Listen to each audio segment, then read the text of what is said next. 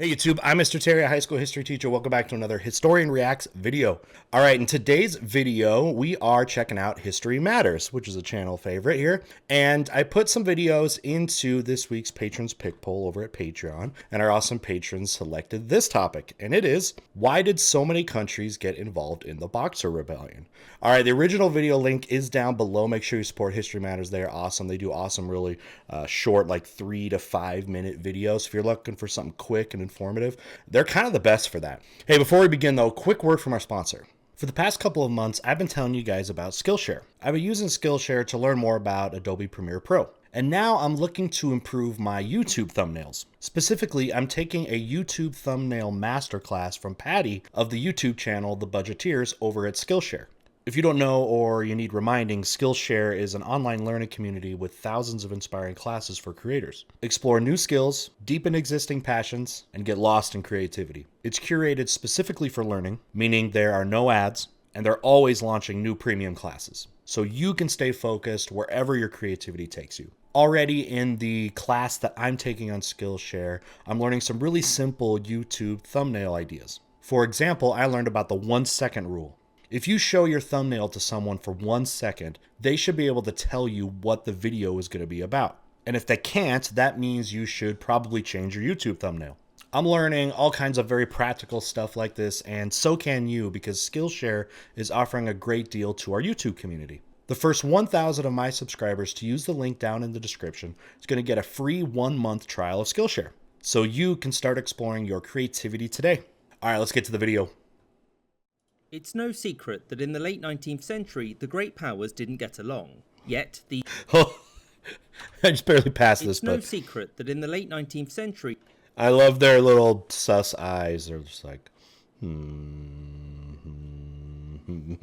they said, yeah, there was a lot of distrust in the 19th century. Just wait for the 20th century.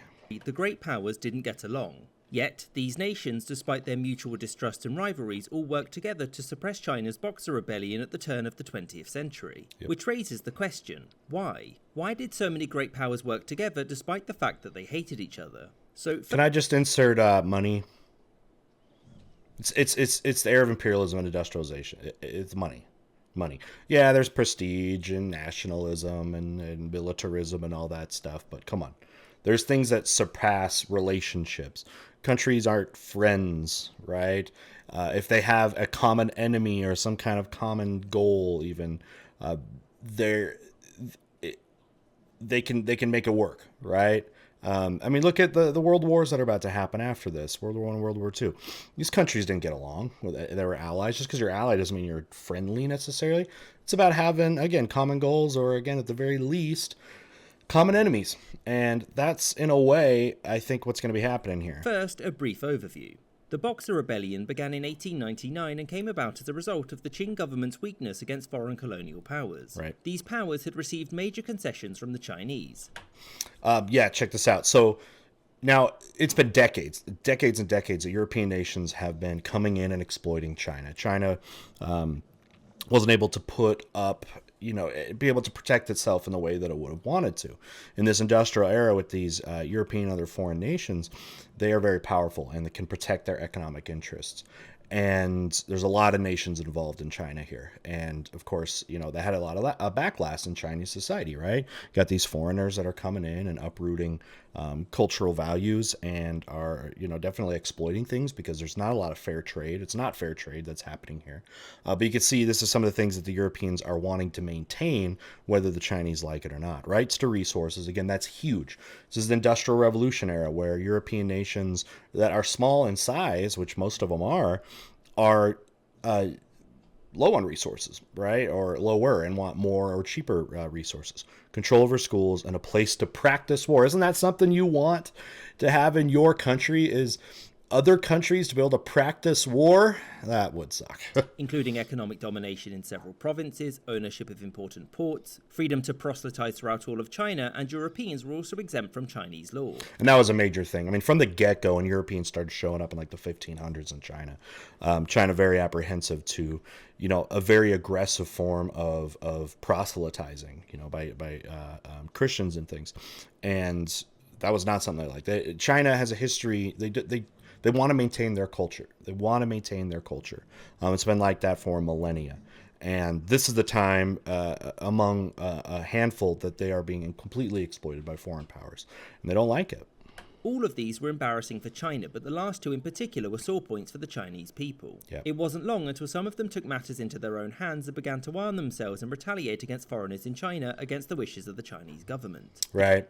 Because, a lot of these people feel like the government's not doing enough. So these different groups are trying to come together to fight for themselves, because like the Qing government's not going to do it. People hate the Qing government. A lot of them do, because they feel, again, they're being exploited and the Qing are just being pawns in that. And that's where you're going to get this term, the Boxers. If I remember right, off the top of my head, I want to say this organization was called the Righteous and Harmonious Fists, something along that line. It was really cool. I think that was awesome. And I always kind of thought, like, okay, I tell my students this. You wonder why they call it the Boxers, which is because it's like they have this long name or whatever, Righteous and Harmonious Fists, and I could see some American or something, and they're being like, wait, that's too long of a name. I heard like fists in there. Okay, you're the Boxers. These rebels, who were known outside of China as Boxers because of their knowledge of martial arts, soon raised an army and laid siege to the foreign quarter of Beijing. In response, an international coalition of countries, mostly great powers, arrived to put down the rebellion, which they did. So why did so many nations get involved, and why did they put aside their differences to do so? The first reason why all of these nations got involved was because their citizens were in immediate danger, and many feared a bloodbath. There's significant amount of foreigners that live in China that facilitate trade. They have businesses and stuff like that, and there were physical attacks on these people because they were telling them basically, get out of the city. The Boxers, get out of these cities, or there is going to be harm. And a lot of them, remained even under those threats. That the Europeans and Christians in China were going to be slaughtered. And so for the wider publics of the great powers, as well as the churches in their countries, it was a moral imperative that these people be saved. And basing it off of that, of protecting their citizens, is probably one you could feed the public and try to keep a justification for this. If you just say it's about money and wanting to exploit these markets, that doesn't make you sound as good. But you can say, no, it's because our citizens are in direct physical threat. Maybe that makes you sound a little bit better. So you better believe that is what was being marketed. The second reason was prestige. Having your people harmed wasn't just bad for them, but it also would have hurt a nation's international standing. The third reason... It's like the prestige thing is so dumb, right? But it's this era of, like, prestige matters. It's the age of imperialism. There's been a century here, this new phase of imperialism, where it's like, my country's great because I can go and control as many colonies in the world and impose your economics and culture and government and all that stuff all over the place. And like that matters. Prestige matters. It's a very egotistical time, and it seems like a very fragile, a lot of fragile egos at this time, where like that prestige is enough to do some of these very exploitative things, right? And you make decisions based off of that, like go to wars because you don't want to lose prestige, right? Money, although in varying degrees for each country. The United States wanted China to open up to trade in the same way that Japan had done in the mid-19th century, because for America, China was primarily a market for exports. Right. Other countries need the resources more, but the United States is a large country and isn't as resource stricken as, say, someone like Britain, which is very small and has been draining their resources for a lot longer. But markets are also an important part of economic imperialism, not just resources, it's markets, people to sell to, and import and export, really. But yeah, that's why, you have this varying degree, though. Britain, France, Russia, and Germany wanted to maintain their monopolies and privileges in the parts of China that they had influence over. Yeah. Japan's spheres of influence. Those are called spheres of influence. So not direct colonies of these nations, but they are spheres of influence. It's pretty close to that. It's where you have exclusive trading privileges and also very unequal trading privileges with the local Chinese themselves. But yeah, Japan to get involved in this too. Japan is industrialized, become important, and will also be fighting a war with the Chinese. It was also about making it clear that China was in their backyard and that they wished to be treated as a great power equal to the others. Whereas Austria-Hungary's and Italy's motives were much more about Chinese coaling stations. These two didn't have any colonies of their own in Asia. Also, if you look at a map of resources, specifically like iron and coal, Austria-Hungary and Italy are far fewer that other places in Europe, like coal especially, is not very abundant in those areas as compared to some of the other ones. Britain probably by density has the most of the coal resources, but like Belgium, France, Germany, all are way better. Southern Europe in general, and a lot of Eastern Europe, because it would include Russia too. That part, like Western Russia, the Eastern European part, really. And that part is a lot more resource poor than those other nations. So they especially have that motive if China has a lot of coal, which is an absolute must have. You can't industrialize without coal. You just can't. And so to keep that part of the world open to them, they needed access to the neutral Chinese coaling facilities. These were open to any country's ships, and so unlike those controlled by another imperial power, there was no risk of them being closed off. Italy had another reason, and that was that it didn't have any of the same privileges in China that the other European powers had. They had tried to get them earlier, but the Qing rulers told them no, and so if Italy was to be seen as an established power, it needed to obtain some. They're jealous. So together they all fought to defeat the Boxer Rebellion. And you would hope that working together would create a sense of brotherhood between the nations involved to decrease tensions. But that's not how early 20th century great power politics worked, and just over a decade later, it was time for the First World War. I hope you enjoyed this episode, with a special thanks to my patrons, James Bizanet, Kelly Heck yeah, go patrons. All right, let's talk about this real quick. Okay, so it shouldn't be surprising necessarily that they're going to fight each other eventually, because this was never about fighting because of alliances. It wasn't about that at all. They all had a mutual economic interest in China. They were not, the French were not going in because British people were being attacked. You know what I mean? It's not about that, looking out for your neighbor. It was never about that, right?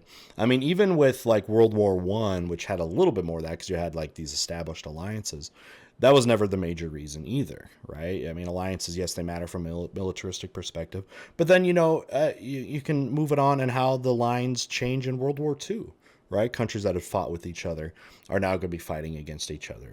Those relationships are not as important as the individual interests of these nations. And this is just more of that. And it goes further back than that because it's going back to, the age of imperialism in the 19th century. So China, unfortunately, had long been exploited by these nations and were unable to fight this coalition. So if you don't know about the end, I mean, the Qing government, or not the Qing government, but the China itself is not going to be able to maintain this Boxer Rebellion, and it's going to be squashed. Because, again, you have this coalition of very, very powerful nations fighting at the same time. And it's just one more kind of cog here of China trying to retain some autonomy, regain some autonomy that they've been losing for decades. I mean, go back decades and decades before this. You can go back to the Opium Wars, where Britain is going to establish itself even further into China. And this has been going on for a long time. This will be one of many things that leads to the fall of the Qing dynasty. Qing dynasty was unable to maintain itself, and it was the last dynasty in Chinese history, which will pave the way for the Chinese Civil War, World Wars, and I mean, look at and that's what's going on now too. So China still, is very much still in that mode of regaining its independence, and is doing so very strongly. But you can see the influence there. Going back centuries of exploitation, China really trying to control its own destiny. All right. Anyways, thank you so much. Thanks again to our Patreon supporters who were the ones who got this video up here today. If you want to join Patreon, there's a link down below. If you'd like to join, $1 a month gets you access to at least the polls, and more can get you access to other things. Also, some links to some other stuff, my gaming channel, some history merch that's fun, Twitch, some other things as well. All right. With that, we'll see you next time. Bye.